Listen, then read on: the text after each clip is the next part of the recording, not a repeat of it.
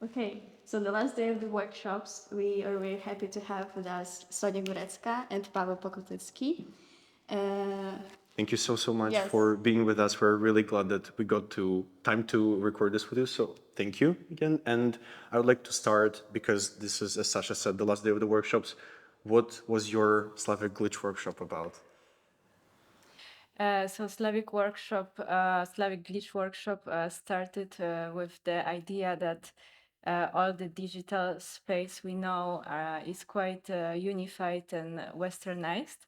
And we're looking for some gaps or places where we can find some Slavic culture or bring some approach that the Slavic culture exists there in some of the ways, using new technologies, web app, different interfaces, and yes, exploring this kind of digital space.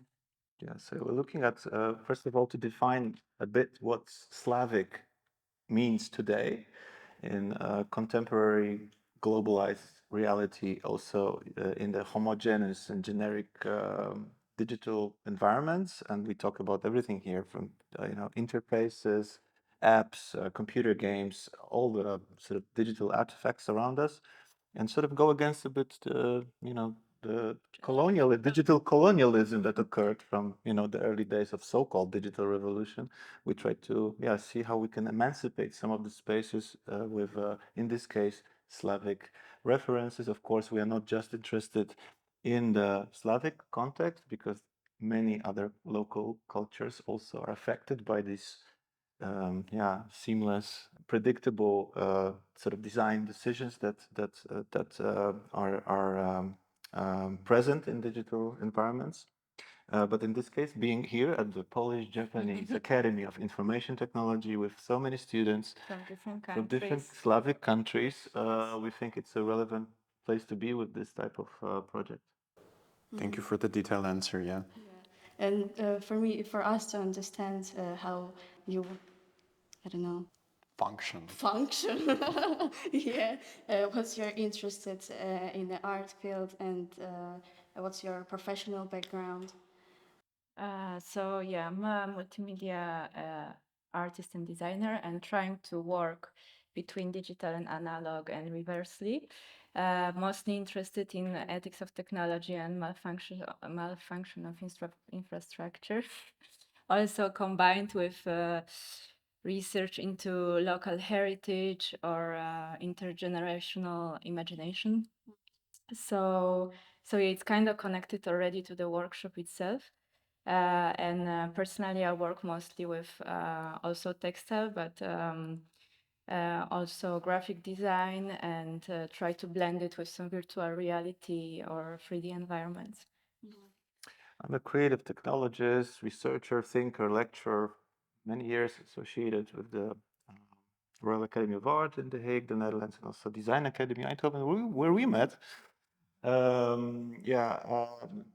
Like Sonia, I'm interested in critical technologies with let's say progressive mindset. How can we I don't know, create more diversity and inclusivity in these spaces? So ethics of technology is definitely something on top of my agenda for the things I do in my professional practice.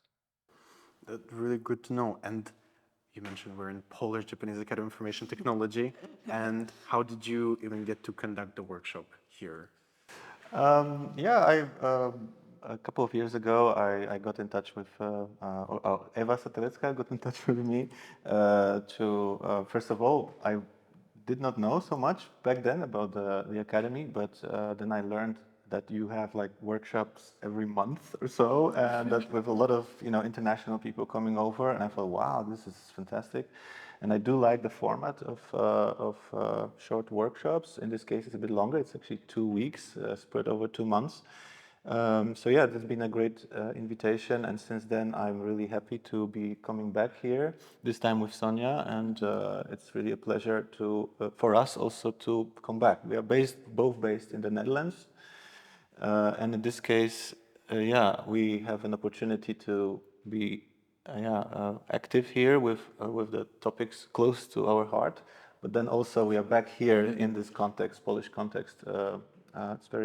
It's been great so far to have this collaboration. And we're really happy to have you back and have you conduct the workshop, because we love to see very diverse and different people from different backgrounds come and create these amazing projects that are not really typical for what our regular study is. So this is amazing. Thank you for that. Yeah, I was in both of these workshops, so I love both of them as well. What goals did you set up for yourself and for the students this time? For sure, the main question that we ask is what is Slavic, which is very hard to answer, and I think it's research, ongoing research for us and also for others. There's a lot of different insights that makes us grow in how to approach the methodology regarding the workshops. And also, of course, to introduce into the idea of that the digital spaces can be for something else, can look that the aesthetic and function can differ regarding the culture background. Yeah, I think for me it's important that students, of course, learn new skills, new digital skills, but as they do it, I'd like them to have a critical, creative and also critical approach, so that it's not replicating or sort of repeating things we know, but that there is a spirit of doing something really new, and just using new technologies or working with new technology doesn't necessarily mean it's new in terms of concept or critical standpoint. So this is, I think, what I like to work on, like with the students. That yes, we are. There is a challenge of, is there avant-garde today? You know, if everybody everywhere is working with so many different tools and there's so many possibilities, but still, right? How do we steer these developments? How we can also disrupt the thing what we see already. It actually was really cool because we have a lot of workshops, and usually we have some frames that we are working with this, and this, and with you it's like we have an idea and we have a seed from what we can grow and what we can do, and we are I think we depart from an idea and then we look for what media. Well, in this case, we limited it to digital media, right? That's what the glitch is about. And in this case, the Slavic Glitch, it's about digital spaces. But within this, there's such a variety of possibilities. So we are not medium specific in that sense. We want to get first content. Form follows function. Yes, but also I guess to give a space for different mindset and different way of thinking, like critical, disruptive, but maybe sometimes ironic, sometimes very abstract, depends on the way how people want to work with technologies and what they consider Slavic. Yeah. I think you already started going into it, because from what you said, the workshop is very unique. But is there anything else you would highlight as the unique parts of this workshop? Yeah, well, it could not be done elsewhere, I think. There is a specific context of the moment. We are in a very interesting times. So it's currently relevant and it's situated. So that makes it very unique. That we could not do this course elsewhere. I mean, in the region, for sure, but also the context of the academy and the students coming exactly from Ukraine, Belarus, Poland. Yeah, it's very interesting community. So we've been developing this workshop with that in mind, and I don't think it could happen in somewhere else in the world for that reason, that it's so much rooted or relevant for the Slavic context. Yeah. Yeah, we actually almost answering what we see. That's also what sparked the idea, because of the geopolitical situation, there are some movements and viral feelings and ideas that are around some kind of loyalty or maybe understanding from where we're coming from, or going back to the roots, let's say, and trying to research it in some maybe modern ways and understand from where we're coming from. Yeah, I think that's why it's also was very interesting for the students because we are the part of this whole thing, and yeah, it was really cool. I would also like to know your feelings and opinions on, well, how the younger generation of artists are these days because of the technology and how people adapt to it.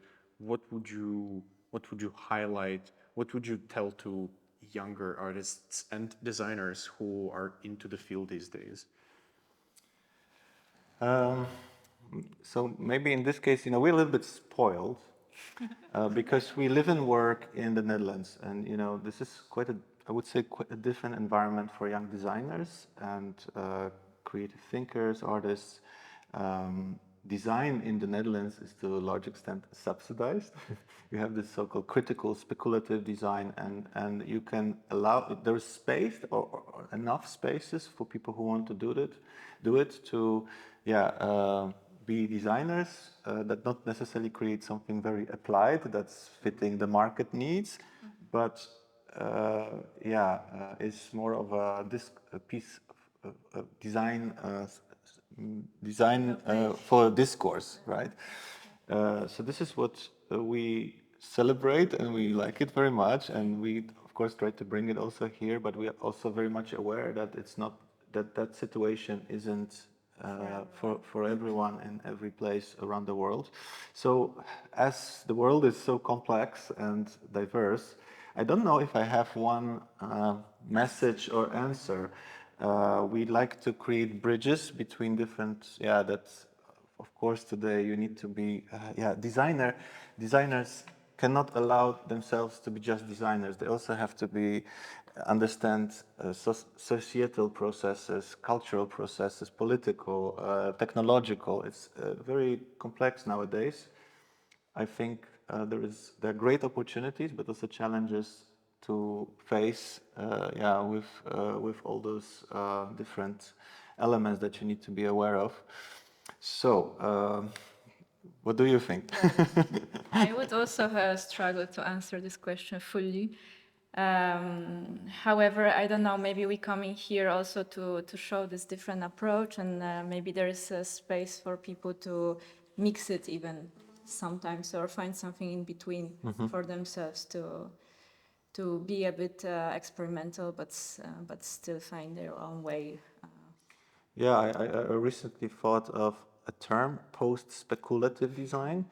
So yes, we've been in the Netherlands for quite a long time already in this experimental speculative space, and maybe it's time now to see like, okay, we've invented all this design fiction, these concepts, and now maybe it's time to apply them. So many opportunities and possibilities to change the world, let's put it that way.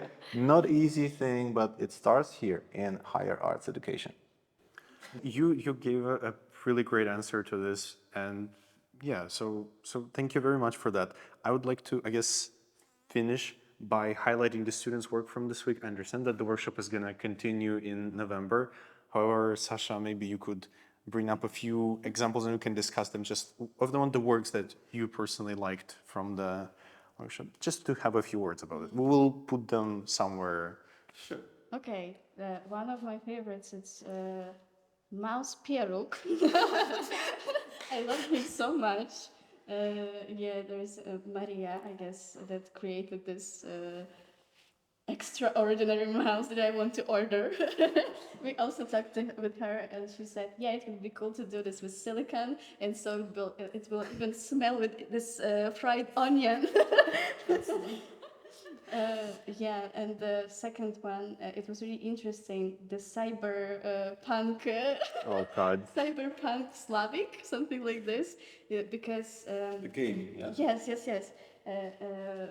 Very interesting thing that most of us thought about Slavic like in past, and this project was in the future. So how it can be in the future? And it was really funny. This policeman and babushka.